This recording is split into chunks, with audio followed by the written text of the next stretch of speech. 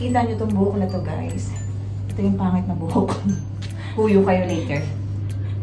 Isa din to. Huyo din kayo later. Magpapasalon kami. Oo. For this video, papasalon tayo. At kami naghahabol ngayon. O, di ba? Ang haba ng oras namin ngayon. Habulin namin yung bus.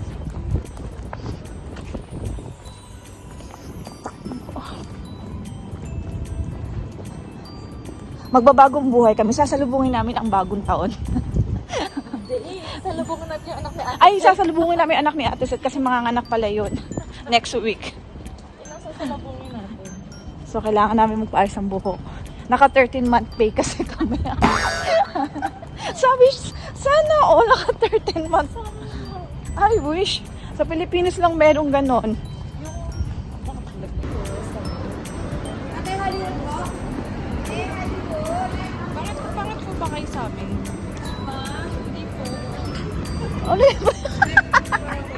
Yung bato na. Yung bato na.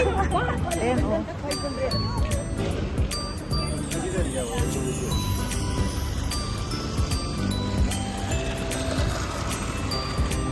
Hair color, kukulay kayo, 75 na lang. 75. With, Kennedy blonde, 250 half. 250 plus hair color na yan. Oo, halimbawa, 250 yung hati lang, tapos hati. Stay lang.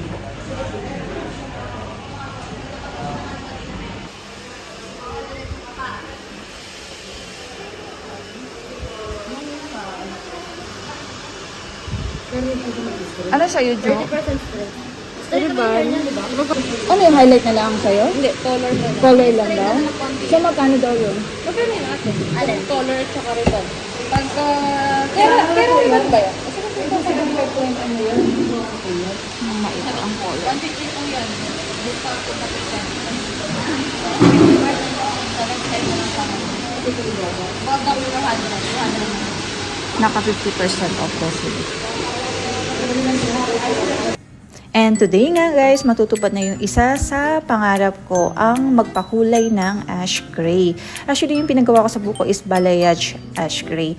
Pero sabi ni Kuya, itatry daw niya yung best niya na magkaroon ng gray ang buko. Kasi nga daw, mahirap daw maglagay ng kulay sa buko kasi nagpa-ayos kasi ako ng buko nung May. So, sabi niya, baka may tendency na masira yung buko. Pero dahil nga gusto ko, nag-risk ako. Sabi ko, Kuya, please, gusto ko ng gray ang color ng buhok ko. Kasi almost 2 years ko na atang kinikrave na magkaroon ng gray na color ang buhok. Pero ngayon lang talaga ako nagkaroon ng lakas ng loob.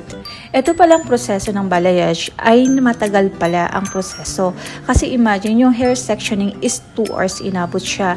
Then after nun, i-bleach na yung buhok namin. Pero before i-start ni Kuya ang bleaching, ay umorder muna kami ng makakain sa online kasi gutom na kami and it's already 3 by that time siguro nung kumain na kami ng aming lunchtime. Then after ko nga kumain ay nag-start na nga si Kuyang i-bleach yung buhok ko. At take note guys, yung mga nakalagay sa ulo ko na foil, napakabigat niyan sa ulo. Diyos ko, nakakasakit ng batok guys. And then after niyang i-highlight ako, few hours ay nilagay na nila yung hair base color. Ito yung color niya is like brown. Kasi hindi ko taga ma-recognize yung color kasi alam mo nun, depende yung color ng buhok mo sa magiging outcome ng color na ilalagay. And then yung last na process after nilang banlawan yung bleaching pati yung hair color na nilagay nila is yung botox. Itong botox pala ipinabanlawan namin to kasi nga sabi ko banlawan kasi malagkit sa ulo. Then, after ng mahabang proseso talaga guys, ay nag-start na sila Kuyang i-blower yung buhok namin. Ito nga, pero napansin nga namin guys na matigas ang buhok namin dahil siguro sa bleaching na ito. Pero sabi ni Kuya, kailangan lang daw alagaan sa treatment. And after ng blower ay...